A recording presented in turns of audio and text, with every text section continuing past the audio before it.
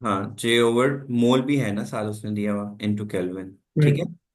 तो multiply by 180 भी कर देंगे, चूंकि केल्विन टेम्परेचर में वो डिफरेंस निकला था, उसका यूनिट क्या है, केल्विन। केल्विन केल्विन से कैंसिल आउट हो गया। सो 243.5, 24.35 इंटू 27.59 इंटू 180। क्या आंसर आ रहा है?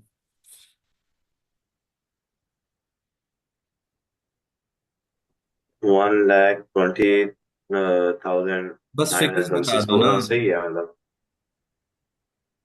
120 1,20,926। जॉब्स।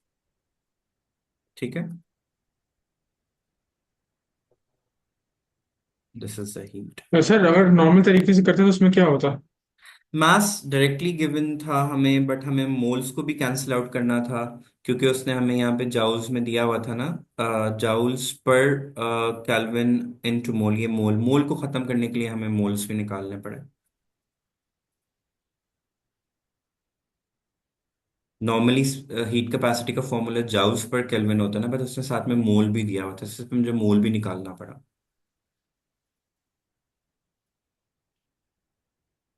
ठीक है। सही है। एल्यूमिनियम के मोल निकाल के आपने उसी हाँ, सी तो में मैंने वो क्यू यूनिट्स इज को बस इक्वल्स देख टू। लिया कि सी की वैल्यू उसने जाउल्स पर केल्विन इनटू मोल दी हुई थी, विच मींस मुझे मोल को भी मल्टीप्लाई करना है, टेम्परेचर को भी मल्टीप्लाई करना है, बिकॉज उनके यूनिट्स फिर कैंसिल होंगे, फिर जाउल का सिर्फ यूनिट रह जाएगा। सर आपने वही वाला फॉर्मूला इस्तेमाल किया ना, Q is equals to M C delta T. तकरीबन। बस मोल एम की जगह पे मोल्स यूज किए हैं मैंने।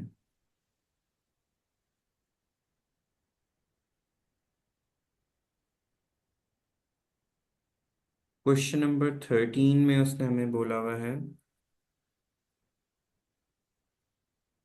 सॉरी ये 13 ही था। क्वेश्चन नंबर 14 में उसने कहा right a balance chemical equation for the formation reaction of each of the following. हमें सिर्फ बैलेंस केमिकल इक्वेशन लिखनी है, और तो कुछ नहीं करना ना।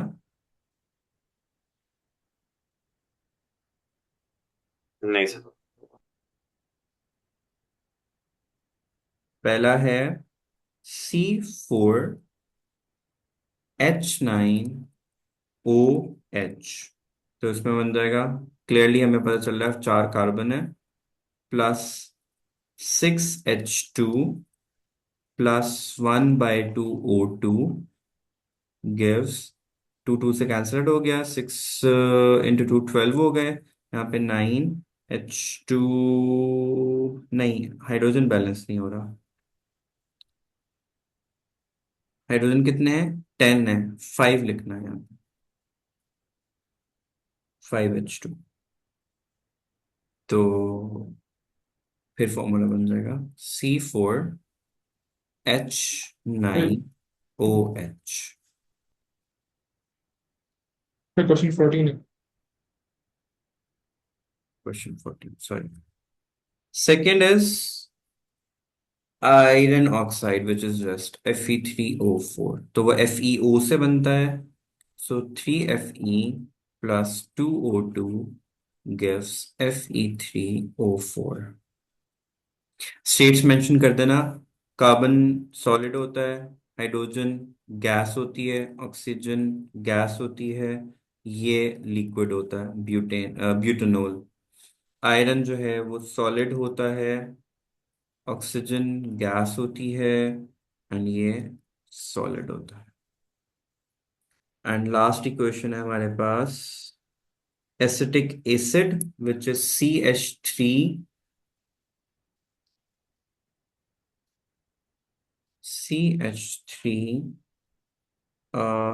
CO2H। सो कार्बन,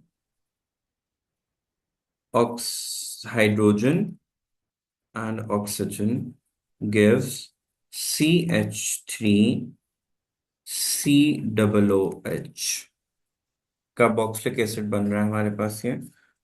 तो ये एथेनोइक एसिड है।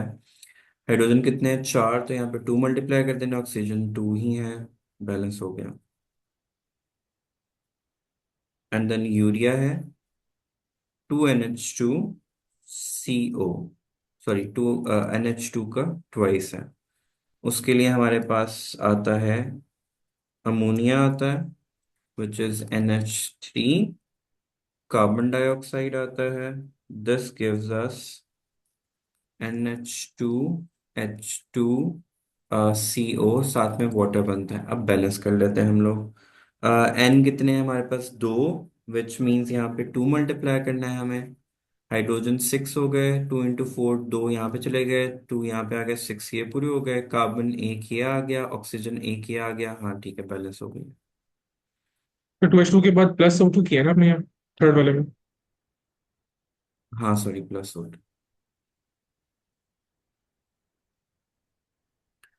Okay, that was question number 14। Moving on to question, कितने हैं क्वेश्चंस हमारे?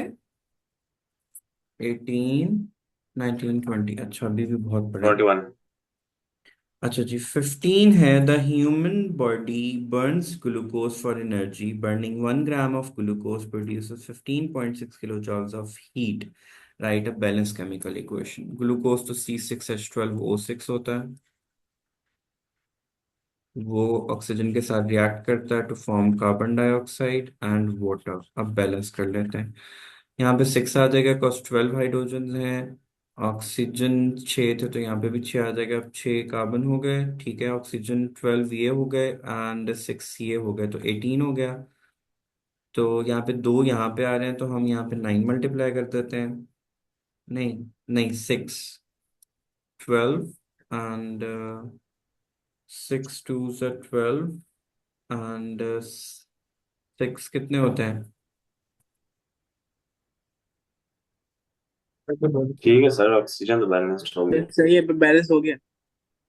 हो गया बैलेंस। Yes, sir. पहली बैलेंस केमिकल इक्वेशन लिखना था। सेकंड में determine the molar heat of combustion for glucose. उसने क्या, burning 1 gram of glucose produces 15.65 kilo joules of heat. तो हमें मोलारिटी फाइंड आउट करनी पड़ेगी। तो सर ग्लूकोज में O6 नहीं होता। O6 ही है। O6, सॉरी, मैंने गलत लिख दिया। मैंने बोला है कि O6 ही था, लिखने में शायद मैंने गलती कर दी है।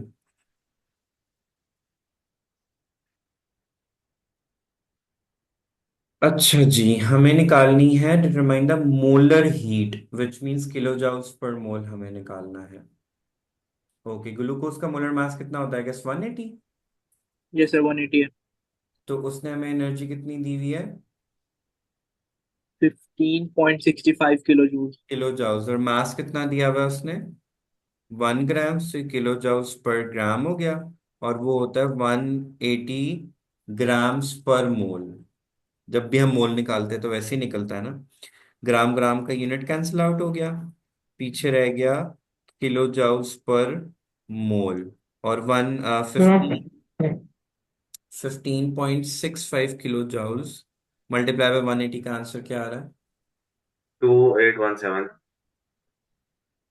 2817। मैंने पहले सर नंबर ऑफ मोल्स निकाले थे, यही फिर दे, उसको मैंने यही ये। दिया। वो भी 180 ही रहेगा, क्योंकि 1/180 यस तो वो रहेगा, तो वही ना। सर आपने कौन सा फॉर्मूला इस्तेमाल किया है? मैं तो बस यूनिट्स के हिसाब से ही जा रहा हूँ। मतलब यूनिट फॉर्मेशन जिस तरीके से करते हैं। मोल्स निकालने थे ना, तो मोल किलो जॉल पर मोल उसने निकालने को बोला था हम लोगों को, ठीक है। विच मीन्स हमें मोल्स रिक्वायर्ड थे, तो उसके हिसाब से बस मैंने पुट किया है मोलर स्पेसिफिक हीट कैपेसिटी को। कोई ऐसे स्पेसिफिक फॉर्मूला मैंने यूज नहीं किया, सिंपली यूनिट्स बनाए हैं कि 15.6 किलो जॉल्स पर ग्राम हमने निकाल लिया, इंटू 180 ग्राम्स पर मोल। ये मोल का फॉर्मूला होता है हमारे पास, बिकॉज ये 1 मोल था ना हमारे पास।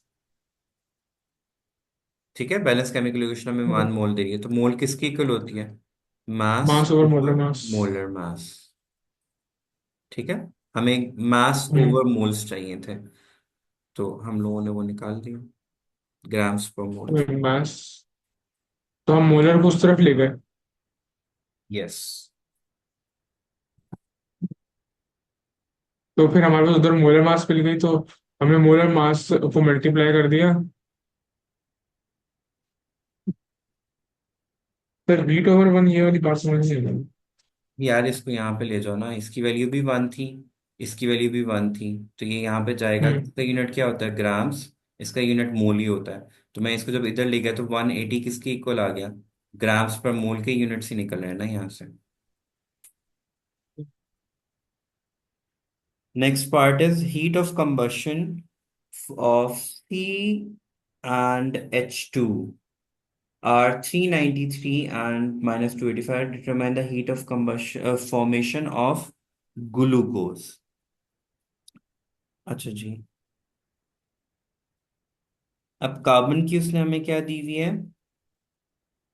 393, और हाइड्रोजन की कितनी दी हुई है? 285। और हमें निकालनी किसकी है?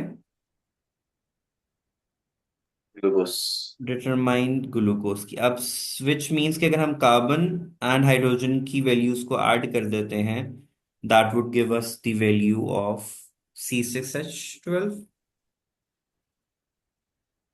ये देखो यहाँ पे ऑक्सीजन की वैल्यू 0 होती है, ठीक है। यहाँ पे भी जो कार्बन की वैल्यू होगी ऑक्सीजन ने वैसे ही 0 रहना है, तो कार्बन डाइऑक्साइड की पूरी वैल्यू वही बन जाएगी।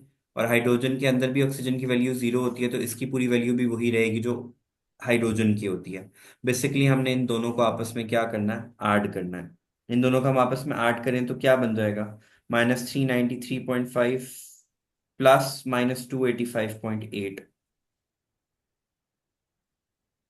देखो वही बन रहा है जो उन्होंने दिया हुआ है हमें वहां पे। किस तरह है सर? एक दफा रिपीट कर दो प्लीज। देखो, हमें इसकी हीट निकालनी है ना। जी सर। उसने हमें कार्बन की दी हुई है और हाइड्रोजन की जस्ट दी हुई है। बट इफ वी सी कि ऑक्सीजन की वैल्यू तो वैसे ही 0 है, तो कार्बन डाइऑक्साइड की जी वही सर। वैल्यू होगी जो कार्बन की होगी। सिमिलरली यहाँ पे हाइड्रोजन H2O की वैल्यू वही होगी जो वाटर की होगी, आई मीन जो हाइड्रोजन जी की। Sir.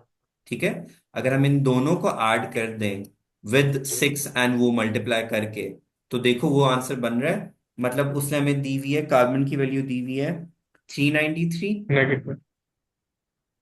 So 6 into -393.5 plus 6 into -285.8। तुम देखो इनका आंसर वो आ रहा है 1258.8। जी सर, एक मिनट।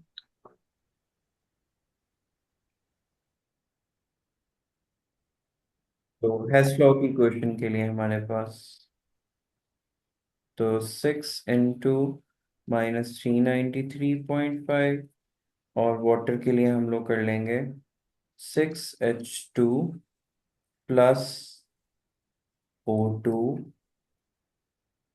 6/2 कर देते हैं, 6H2O बन जाएगा। तो 6 into -285.8, इन दोनों को ऐड कर दिया तो आंसर आ गया -4075। हमें इन दोनों एनर्जीज को माइनस करना था, तो वो माइनस करके हमारे पास -1258 किलो जॉल्स पर मोल आ गया। हीट ऑफ कंबशन को उसमें से निकालना पड़ेगा ना, क्योंकि वो ऑलरेडी यूटिलाइज हम कर चुके हैं उसके अंदर। सर हमने प्रोडक्ट से क्यों प्लस किया है? प्रोडक्ट प्रोडक्ट दोनों साइड्स पहले ऐड होती है ना, आपस में सब्ट्रैक्ट होती है ना। प्रोडक्ट और रिएक्टेंट्स आपस में माइनस होते हैं, लेकिन प्रोडक्ट और रिएक्टेंट्स आपस में तो ऐड ही होते हैं ना।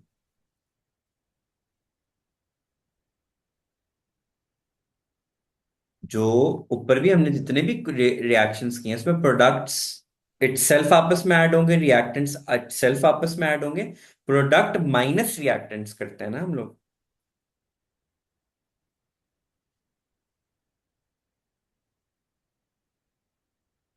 हम कौन सा क्वेश्चन कर रहे थे? 15 ना। इनका पार्ट नंबर सी। 16 करना।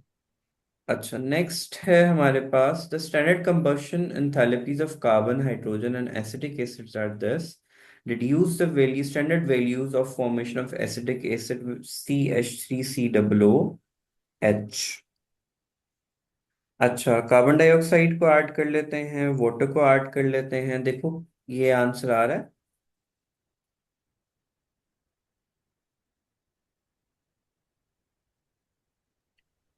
उसमें से प्रोडक्ट को भी माइनस करना है तो ले जाके। सर मैंने भी ऐसे ही किया, heat of combustion of acetic acid. हाँ वो तो ले जाके वो भी तो होगी ना माइनस। तो इक्वेशन 16 की लिख देंगे। बैलेंस केमिकल इक्वेशन पहले लिख लेते हैं उसकी। सी, क्वेश्चन नंबर 16। सी क्या था? एसिटिक Yes, I एसिड है ना, CH3COOH, उसकी कंबशन करनी है। That gives 2CO2 plus 2H2O। अब नॉर्मली हम प्रोडक्ट माइनस रिएक्टेंट्स करते हैं ना, तो ये आपस में ऐड होते हैं। तलहा वो जो क्वेश्चन पूछ रहे थे ना कि हम ऐड क्यों कर रहे हैं, ये चीजें आपस में ऐड होती हैं, ये आपस में ऐड होते हैं, और फिर इन दोनों को आपस में हम सब्ट्रैक्ट करते हैं। ठीक है। तो 2 इंटू कार्बन डाइऑक्साइड की वैल्यू क्या थी? -393.5 प्लस इंटू 2 हाइड्रोजन की वैल्यू तो याद ही होगी, 285.8। ये आपस में ऐड हो गए। ग्रेफाइट और डायमंड की दोनों को अलग अलग निकालनी है। बेटा हम 16 कर रहे हैं अभी, पीछे आ जाओ जरा। इसको वहां ले जाके क्या कर दिया हम लोगों ने? माइनस कर दिया। इसकी एनर्जी उसने हमें कितनी दी हुई है? 850, 875। तो हम लोग उसको इक्वेशन को रिवर्स कर देंगे तो वो पॉजिटिव में आ जाएगी। हाँ हाँ, तो वहां जाके वो हो जाएगी ना, पॉजिटिव हो जाएगी। फोर एटी थ्री पॉइंट ये सिक्स है। यहाँ पे माइनस है ना, तो उधर ले जाएंगे तो पॉजिटिव भी होगी। अच्छा, तो सही आ रहा answer. Delta HF is equal to, क्या आंसर आ रहा है? Four eighty three minus point four eighty six three point six kilo minus joule with the negative. Minus negative. ये -8 यहाँ पे लिख